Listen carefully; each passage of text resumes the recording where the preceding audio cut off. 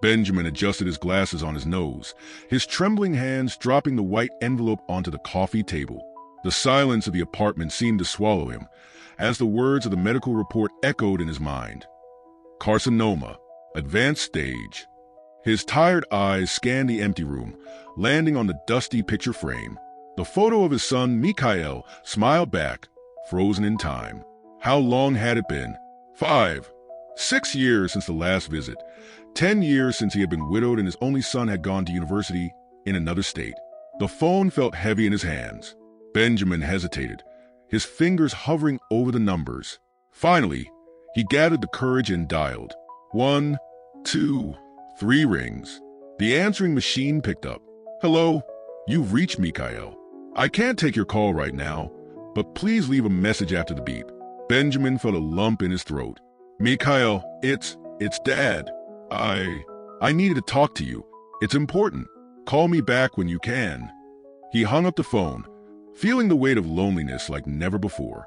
The walls of the apartment seemed to close in on him, silent witnesses to his pain. That night, Benjamin couldn't sleep. He sat in the armchair, watching the city lights through the window. He remembered the day Thomas was born, the pride he felt holding him for the first time, the times he always called him Dad, the races in the park. But after his mother died, Thomas became very reclusive, only wanting to stay in his room and barely speaking to Benjamin. The next morning, the phone rang. Benjamin almost dropped the receiver as he answered. Hello, Dad? It's Mikhail. I got your message. Is everything okay? His son's voice sounded distant, almost formal. Benjamin felt tears start to form. Mikhail, I have cancer. The silence on the other end of the line was deafening. What? How can that be, Dad? I found out yesterday. It's advanced. Oh my God. Mikhail's voice faltered. I don't know what to say. Benjamin closed his eyes, feeling a mix of relief and pain. Could you come see me? There was a pause. Benjamin could hear his son's breathing on the other end. Dad, I have an important meeting this week. I can't just drop everything, and there's Chloe. She's finishing college. The words hit Benjamin like a punch in the gut. He interrupted his son. It's okay, Mikhail. I understand. Don't worry. Dad, I need to hang up now. Take care. Benjamin put the phone down, feeling as if he had aged decades in just a few minutes. He looked around the apartment, at the worn furniture, the old photographs. Everything seemed cold, distant. He walked slowly to the bathroom, staring at his reflection in the mirror, the sunken eyes, the deep wrinkles. When had he become this lonely stranger? The tears finally came, silent and bitter. Benjamin let himself slide down to the floor, his back against the cold wall. There alone, he allowed himself to cry for the first time since receiving the diagnosis. The sound of his sobs echoed through the empty apartment, a silent witness to a heart in ruins. After 2 weeks, Benjamin was starting his treatment today, and Mikhail had arrived 2 days ago to spend some time with him. The hospital corridors seemed endless. Benjamin walked slowly, leaning on his cane, each step echoing in the sterile silence. Beside him, Mikhail, his son, wore a tense expression. Dad, are you sure you don't want me to go in with you? Mikhail asked, his voice betraying a mix of concern and discomfort. Benjamin forced a tired smile. No need, son. It's just another chemotherapy session. Shouldn't be too bad. Mikhail nodded, visibly relieved. Okay then, I need to take care of some things in the city. But I promise I'll be here when you're done, okay? Sure, son. Don't worry. Benjamin watched Mikhail hurry away, his back disappearing around the corner of the hallway. Sighing, he entered the treatment room. Hours later, exhausted and nauseous, Benjamin stumbled out of the session. His eyes scanned the empty corridor, searching in vain for a familiar face. Mikhail wasn't there. With trembling hands, he picked up his cell phone and dialed his son's number. Hello, Dad. Mikhail's voice sounded distant, with people talking in the background. Mikhail, I finished the session. Oh, my God. Dad, I'm so sorry. I lost track of time. I took the opportunity to see some things I wanted to take back to Ohio. Can you take a taxi? I'll pay you back when I get home. Benjamin felt a lump in his throat. It's okay, son. Buy your things. I'm really sorry, Dad. I promise I'll be there next time. It's all right, Benjamin interrupted gently. See you later. He hung up the phone, feeling the weight of loneliness more than ever, and the week passed with lots of vomiting, pain, and dizziness. The monotonous hum of the machines filled another chemotherapy session.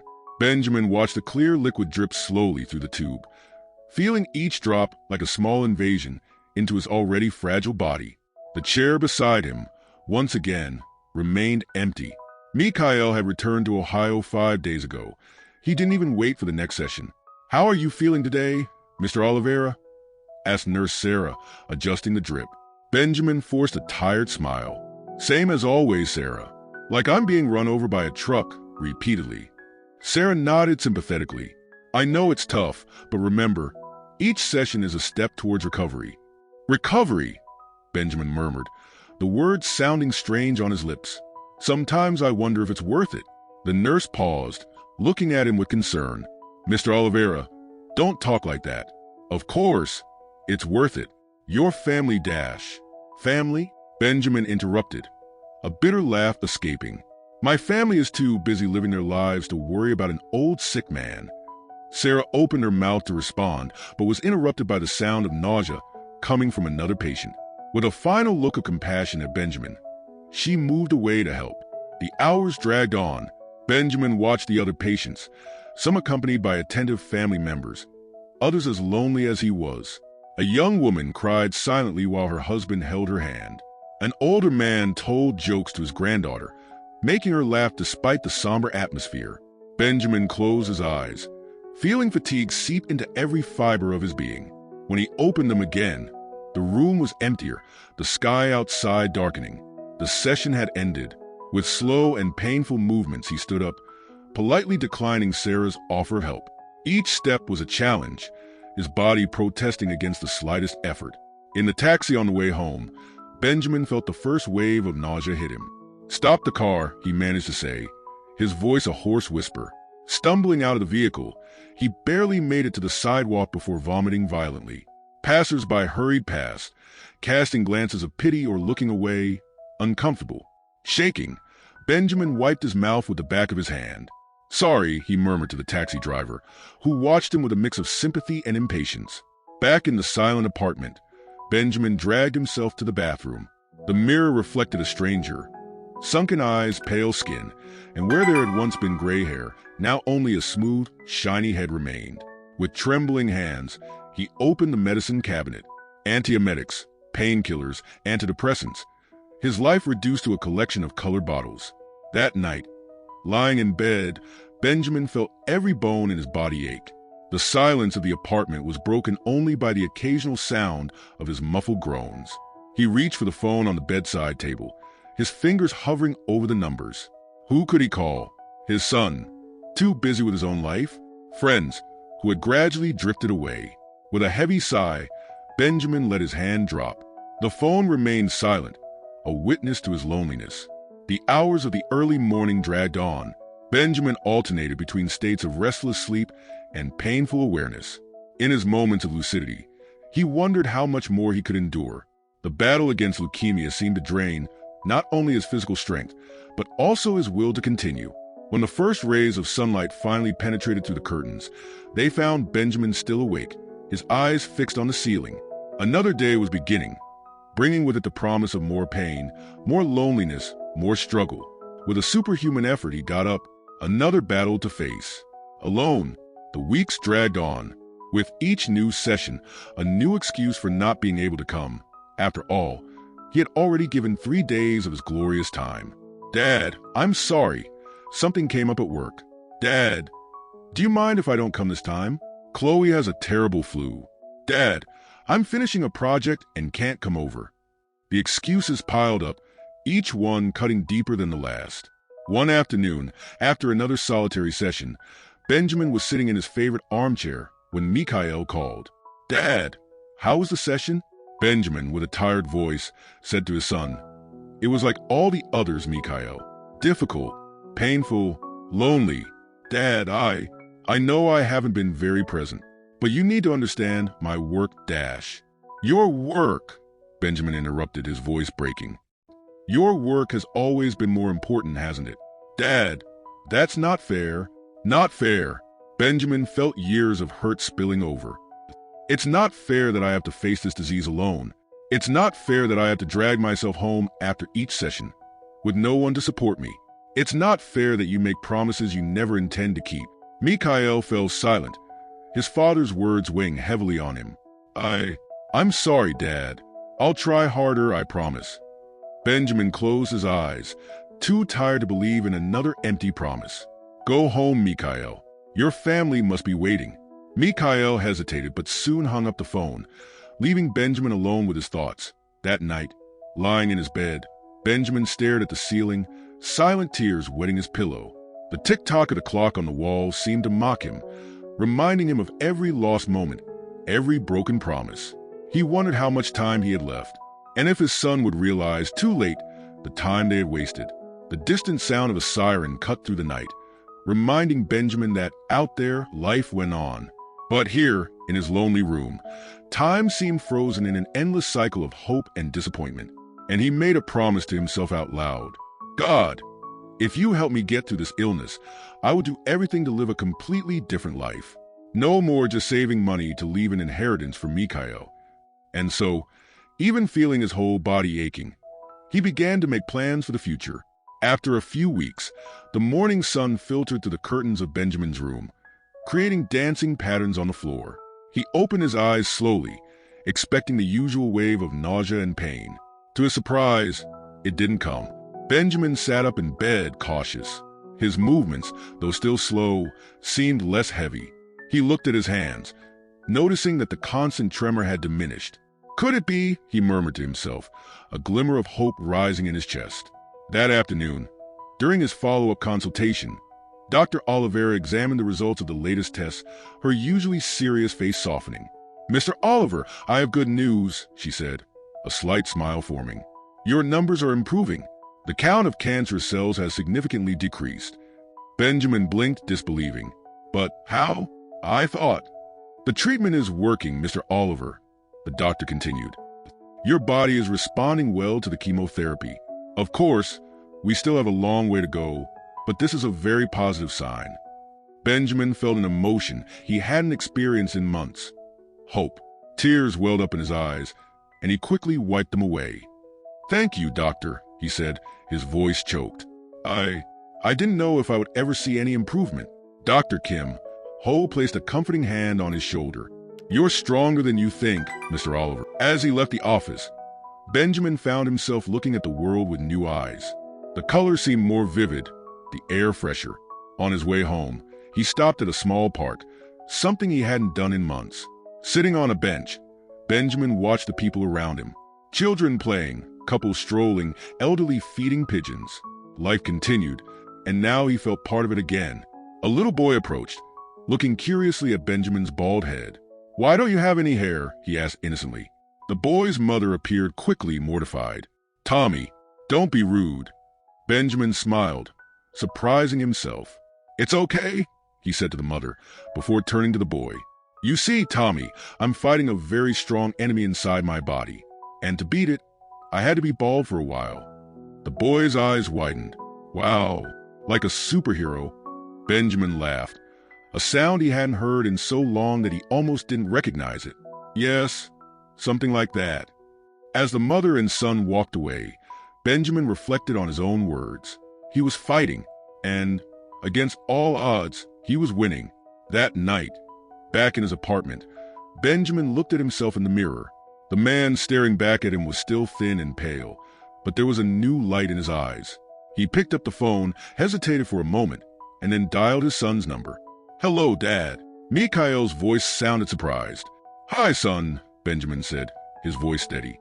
I know you're busy, but I have good news. The treatment is working. I'm getting better. There was a pause on the other end of the line. Dad, that's great news. I'm planning to come visit with Chloe next month.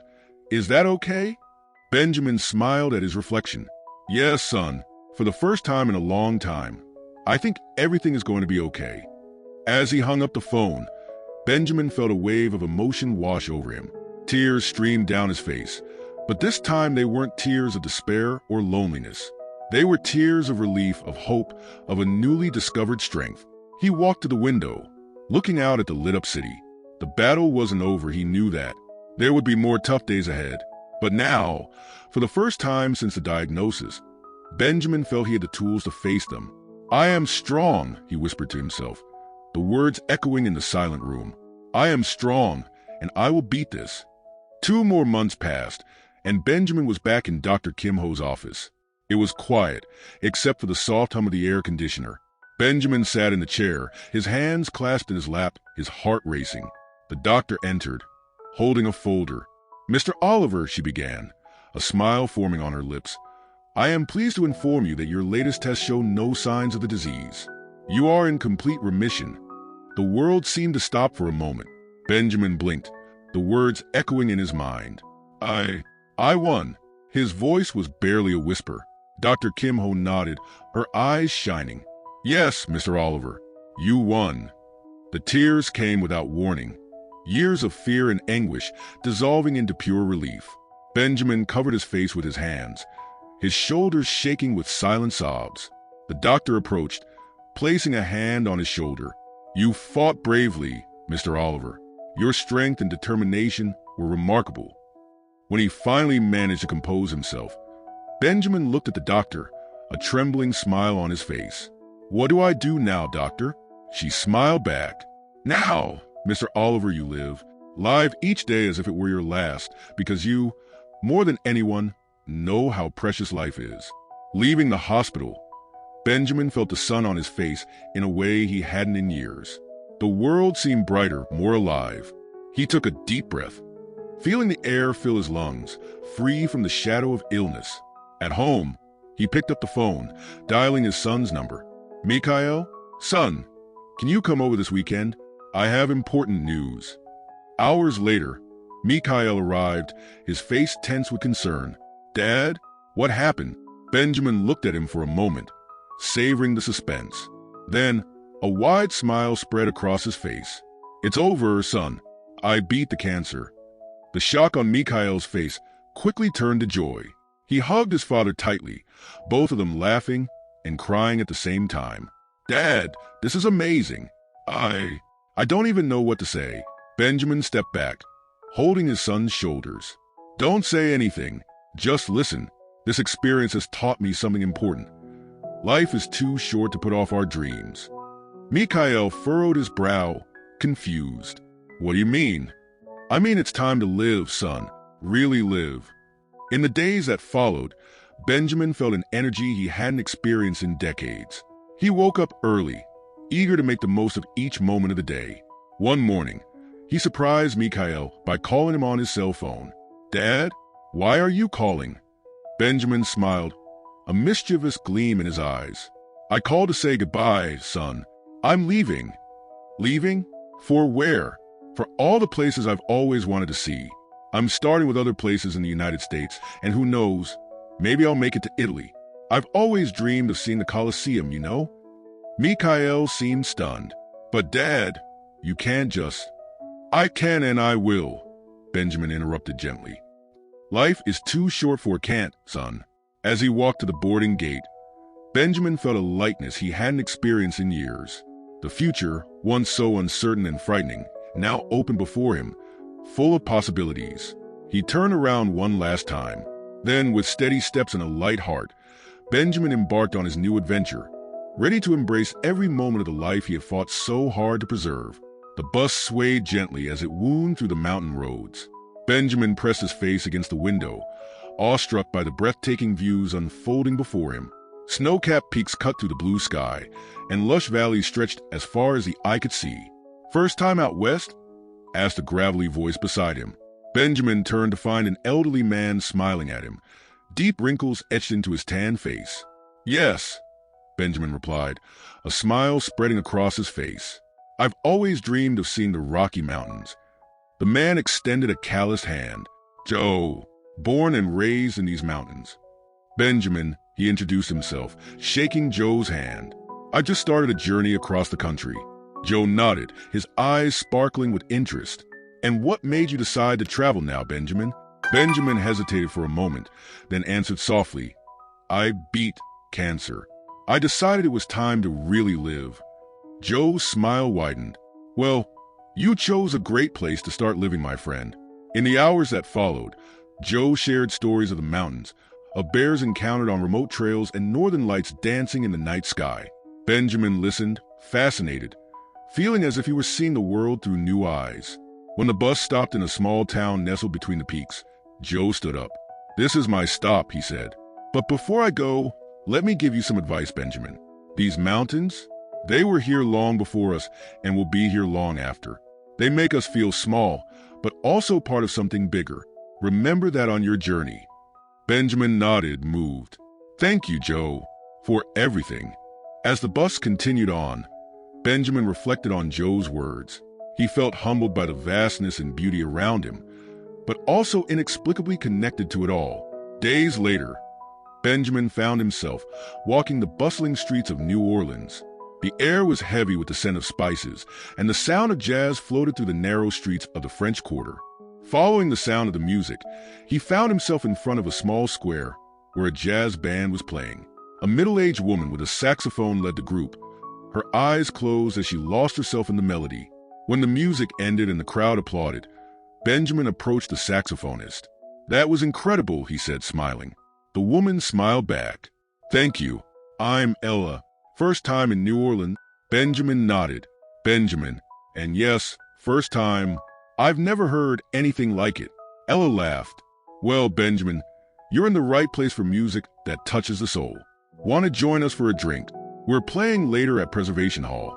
Hours later, sitting in a dark, cozy bar, Benjamin listened as Ella and her bandmates shared stories about the city, its music, and its resilience. "You know, Benjamin," Ella said, her eyes shining in the candlelight, "this city has been through a lot. Hurricanes, floods, you name it. But we always get back up, always keep playing. It's like jazz. We improvise, we adapt, we move forward." Benjamin felt a lump in his throat. "I know that feeling," he said softly. "I've been through my own storm recently." Ella placed a hand on his shoulder. "And here you are on the other side of it. That deserves a song." That night, as the sound of jazz filled the air, Benjamin felt truly alive. He danced, laughed, and even tried to play a drum, though not very successfully. As his journey continued, Benjamin collected more than just memories. In a seaside cafe in California, he met a retired surfer who taught him about the importance of riding the waves of life. In the vast plains of the Midwest, a farmer showed him the beauty of simplicity and the value of hard work. Each person he met, each place he visited, added a new layer to his understanding of the world and himself. Benjamin realized that, although his battle against cancer had ended, his journey of self-discovery was just beginning. One evening, sitting on a cliff overlooking the Grand Canyon, watching the sunset in a spectacular display of colors, Benjamin picked up his phone and dialed Mikhail's number. "Dad?" His son's voice sounded surprised. "Is everything okay?" Benjamin smiled, tears of joy glistening in his eyes. "Everything is more than okay, son. I'm living, really living." As he shared the stories of his journey with Mikhail, Benjamin felt a deep gratitude. Gratitude for the second chance he had received, for the people he had met, for the experiences he had lived. And there, under the starlit sky of Arizona, Benjamin made a silent promise to himself. He would continue to embrace every moment, every challenge, every joy that life offered him, because now he knew, more than ever, just how precious and beautiful the journey truly was.